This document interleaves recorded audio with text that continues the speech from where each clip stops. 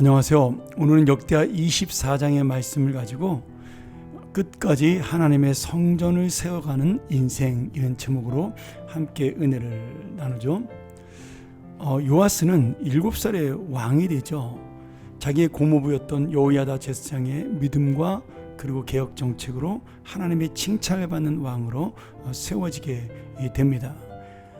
이 요아스 왕은 참으로 놀라운 일을 일으키는데요.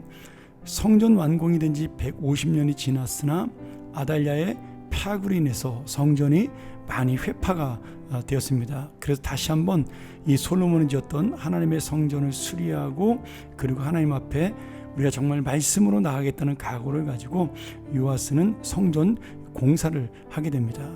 쉽게 말하면 성전을 세우는 삶이 된 것이죠. 그렇게 해서 이 성전을 세우려고 했는데 성전 수리할 헌금이 잘 모이지가 않는 겁니다.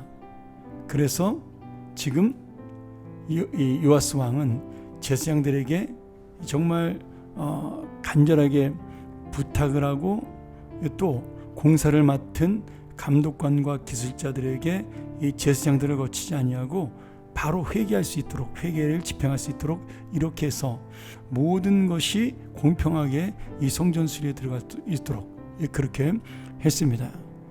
그래서 이 모든 성전을 수리하는 데 있어서의 이 공평한 회개 관리로 인해서 성전이 수리가 되고, 하나님께서는 또 이 요아스의 성전 수리를 아름다운 모습으로 인정하시게 되죠. 그런데 이런 성전을 세우는 신앙을 가졌던 이 요아스가 문제가 생기게 됩니다. 여호야다 제사장이 죽은 다음에 요아스는 이제 하나님 말씀이 아니라 신하들의 말에 넘어가게 되죠. 그래서 하나님이 보내신 선자의 경고를 듣지 않았고, 여호야다 제사장의 아들이었던 제사장 스가랴의 그런 책망을 듣고도 도리어 스가랴를 죽이는 또 악한 죄를 저지르게 됩니다. 물론 하나님께서는 바로 요아스를 또 징계하기 위하여 아람 군대를 보내시죠. 그런데 이 요아스는 끝까지 하나님의 말씀을 또한 듣지 않습니다. 스가랴가 돌로 맞아 죽으면서 여호와는 감찰하시고 신원하여 주옵소서, 이렇게 기도를 합니다. 우리가 추측해 보건대 이 여호야다의 아들 스가랴는 아마 요아스 왕과 함께 성전에서 같이 자랐던 그런 사람으로 볼 수가 있겠죠. 그럼에도 여호야다는 자신의 교만과 불신앙으로 이 스가랴 선지자를 성전 뜰 안에서 돌로 쳐 죽임으로 내가 하나님을 떠났다는 모습을 분명하게 보여주게 됩니다. 그리고 24절에도 아람의 군대가 침략했을 때 심히 큰 군대였던 유다의 군대가 맥을 추지 못하고 패한 것은 하나님을 버렸기 때문이라고 분명히 말씀하고 있습니다. 요아스는 이때 전쟁을 통해 중상을 입고, 또한 신하들의 반란으로 인해서 살해당하고, 여호야다와 달리 열왕의 묘실에 묻히지 못하는 수치를 당하게 된 것입니다. 이렇게 우리가 하나님의 이 놀라운 말씀 앞에 정말 사람이 얼마나 또 연약한 존재인가를 요아스 왕을 통해서 깨달을 수가 있죠. 요아스는 여호야다 제사장이 죽은 이후로 성전이 고쳐졌음에도 제사를 그치게 합니다. 우리가 이 성전을 지키는 신앙, 예배를 지키는 신앙을 놓칠 때 바로 이렇게 요아스처럼 주님을 떠나게 되는 불신앙의 사람이 될 수밖에 없는 것입니다.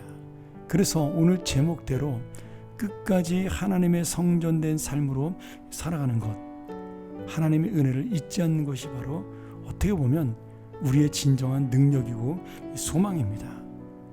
이스라엘의 희망은 군사력이 아닙니다. 강대국의 어떤 모습도 아니고요, 그들이 갖고 있었던 풍부한 재물과 권력도 아닙니다.